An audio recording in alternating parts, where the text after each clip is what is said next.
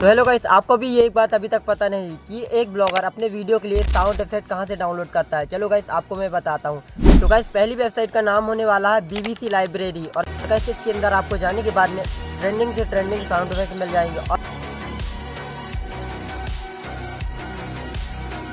और गाइस, हमारी दूसरी वेबसाइट होने वाली है माई इंस्टेंट। और गाइस, इसके अंदर भी जाने के बाद में आपको एक से बढ़ के एक साउंड इफेक्ट मिलने वाले, जिसको आप एक एक करके चेक भी कर सकते हैं। और